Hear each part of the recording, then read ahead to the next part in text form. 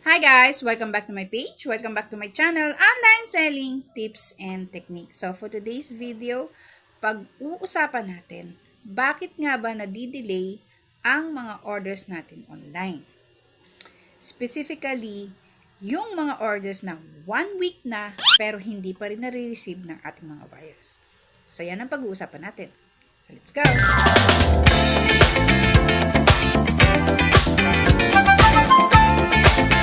Diba usually, kapag nag-order tayo online, minsan nga, pag nag-order tayo ngayon, kinabukasan ship out, the other day, susunod na araw, is minsan nakukuha na natin. Usually, it took 3 days para makuha mo yung orders mo. So, bakit nga ba 1 week na hindi pa rin natin nakukuha yung ating mga orders? So, may mga factors affecting delay ng ating orders.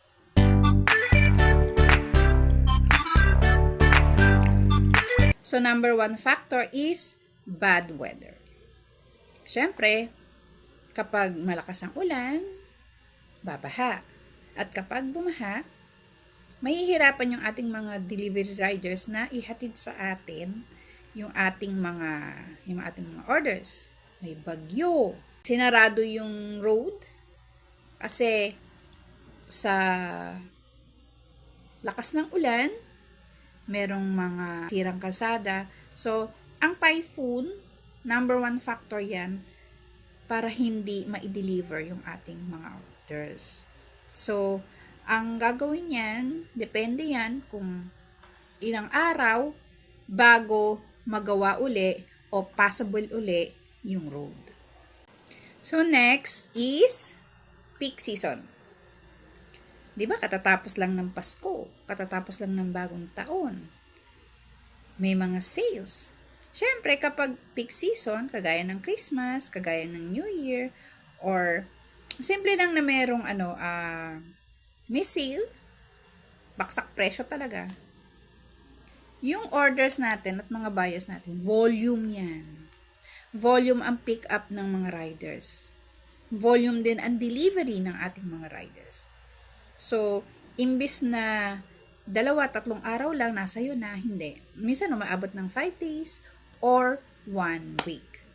Kasi nga, sa dami ng pick up at deliveries, minsan hindi na kinakaya ng ating mga riders. Yeah. Sa dinami-dami ng mga sellers sa isang lugar, hindi nila lahat nakukuha o hindi nila lahat na i-deliver yung mga order. Asahan mo yan. May delay talaga. So, next is lockdown restriction. Naalala nyo yung pandemic na halos wala talagang tao sa kalsada. Lahat ng mga lumalabas, denumero. O kaya, merong may oras.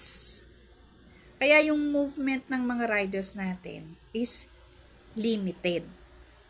Siyempre, basta yung mga bagay na galing sa labas, papasok sa ating mga bahay, siyempre, nag-iingat tayo dyan.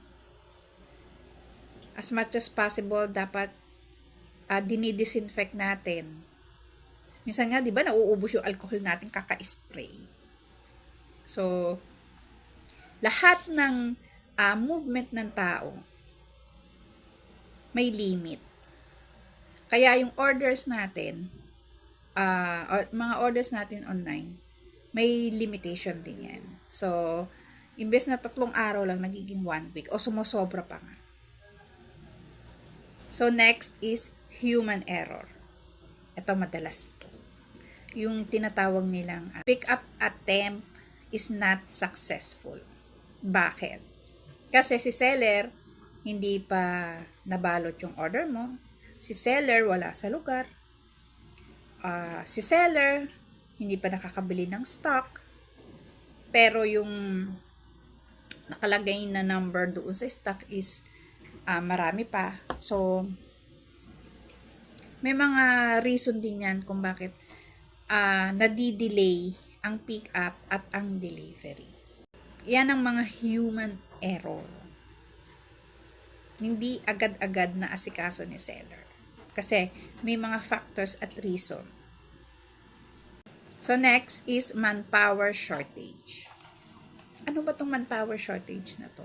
Kulang sa tao. Kulang yung rider, delivery, and pick up. So kapag kulang ang manpower, kulang ang magpi-pick up at magdi-deliver, hindi lahat nakukuha. Hindi lahat na i-deliver. Kaya nadi-delay ang pag-deliver ng ating mga orders at nadi-delay ang pag-pick up ng ating order ng ating mga buyers. So, ano man ang reason sa manpower shortage niyan, yung company na ang may alam niyan. Maraming nawala. O kaya naman, may mga bago pero hindi pa nila gamay o hindi pa sila sanay sa pag-pick up at sa pagdi-deliver ng mga items. Ano ba ang dapat natin gawin kapag na-delay ang ating mga orders ng 3 araw o higit pa o umabot na ng 1 week? So, number 1 thing to do is, syempre, i-track muna natin yung ating orders. Makikita mo yan doon sa order details. Tapos meron siyang shipping information. Doon mo makikita yan. Kung nasaan na ba, nasa hub na ba, malapit na ba doon sa area mo, o naka-stock lang doon sa isang warehouse. Diyan mo yan makikita. So next, ano ang gagawin natin para matrack natin o malaman natin ang reason kung bakit nadidelay ang ating mga order is to contact the seller. Kasi usually ganito yan. Kapag na-pick up na ni rider, minsan ang sagot ni seller, wala na daw sa jurisdiction nila. At hindi na rin nila alam ang tracking o yung galaw o movement ng order mo. Pwede naman nilang gawa ng paraan yun kung gugustuhin ng mga seller. Para in a little way, matulungan mo si buyer mo na matrack kung nasaan na yung order niya. Pwede mo naman gawin yun. Kaya lang minsan, hindi ko naman sinasabing most, pero some seller is basta nonchalant na minsan. Totoo yun, nonchalant. Kasi ako nung dati, kapag yung buyer ko nag-PM sa akin, seller wala pa yung on-order ko, nagpas na ng 3 araw. Ako, ang ginagawa ko, tinitingnan ko sa tracking o doon sa shipping. Pag hindi ako nasiyahan, syempre, kukontak ako kay customer service. Si customer service ang may malawak na kakayanan, may malawak na access para malaman kung nasaan na yung order ni buyer. Ano nga ba ang gagawin mo para mapabilis dating ng order mo? Kasi inaabot na ng 1 week, wala pa rin. So, magre-request ka ng expedite. Ano nga ba yung expedite? Ito yung pagpupush ng order mo para ma-deliver na agad-agad. Paano mo gagawin yan? Expedite na yan. Kukontakin mo si customer service, sasabihin mo sa kanya na ganito, naka-stock na lang po sa isang area, hindi na po siya gumagalaw. Kailangan ko na yung order ko.